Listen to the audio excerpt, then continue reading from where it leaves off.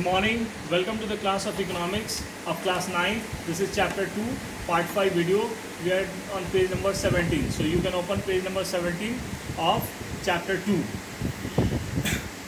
So we are discussing the topic government. We have already discussed the first point that is direct role. We are on the second point, that is indirect role. In this very indirect role, we will be discussing about the monetary policy, the fiscal policy, the foreign trade policy and the price policy. This is all about the indirect role. So with this indirect role, the chapter will be completed. So let's start the indirect role. In indirect role, it says the government not only can participate directly in the process of development and of an economy, it can also indirectly help the process of growth and development of an economy. It says कि जो government है वो directly ही नहीं बल्कि indirectly भी economy के growth में help कर सकता है, कंट्रीब्यूट कर सकता है, डायरेक्टली भी और इनडायरेक्टली भी, right. So it can adopt several measures or policies needed for rapid economic development. It can adopt several measures or policies needed for rapid economic development. वो rapid मतलब तीव्र गति से विकास के लिए बहुत सारे policies और measures को adopt कर सकता है. Some of the policy measures that are monetary policy, fiscal policy, foreign trade policy and price policy. So we will discuss the monetary policy. First we will discuss the monetary policy. Monetary policy. Monetary policy is the policy of the government regarding controlling and regulating the supply of money and availability of credit. Again I am repeating. The monetary policy is the policy of the government regarding controlling and regulating the supply of money and availability of credit. It is the monetary policy. In India, the Reserve Bank of India conducts the monetary policy in the country. So it is the Reserve Bank that is the regulating authority of monetary policy in India.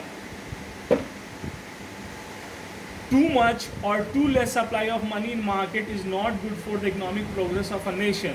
There should be an equilibrium between the demand and supply of money. The surplus supply of money causes inflation and less supply causes deflation. किसी भी economy में जो money का supply है वो संतुलन में होना चाहिए. ज़्यादा सप्लाई होने से इन्फ्लेशन आ जाता है और कम सप्लाई होने से डिफ्लेशन आ जाता है, ठीक है. So the government has to formulate the specific monetary policy according to the needs of the country. इसलिए मॉनेटरी पॉलिसी को देश की ज़रूरतों के हिसाब से फॉर्मुलेट किया जाता है, right. Now we will move forward to the fiscal policy. This one, the fiscal policy refers to the revenue and expenditure policy of the government. Fiscal policy जो है रेवेन्यू और एक्सपेंडिचर से कंसर्न होता है.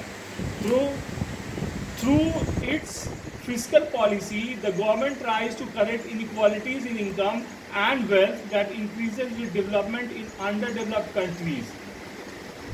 Fiscal policy के through government जो है जो आय में असमानता है और डेवलपमेंट वेल्थ और इनकम में जो अंडरडेवलप्ड इकोनॉमी में जो अंतर है उसको बैलेंस करने का काम करता है. Through fiscal policy government try to correct the inequalities in income. Inequalities जो इनकम में है उसको सही करने का, संतुलित करने का काम फिस्कल पॉलिसी के थ्रू किया जाता है. Fiscal policy is capable of affecting the process of development in the following veg. Fiscal policy जो है वो डेवलपमेंट के प्रोसेस को कैसे इफेक्ट करता है, तो उसके 4 तरीके हैं. Increasing saving and capital accumulation by restricting consumption.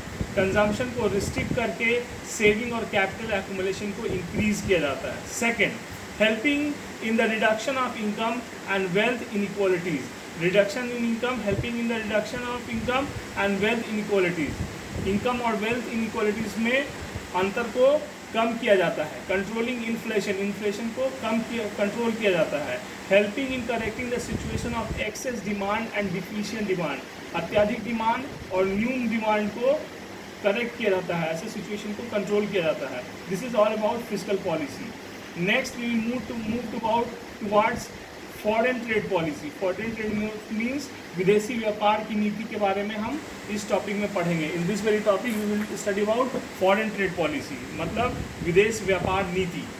Foreign underdeveloped countries export some primary products like minerals, raw materials, and agricultural products, and in exchange import manufactured consumer goods and capital goods.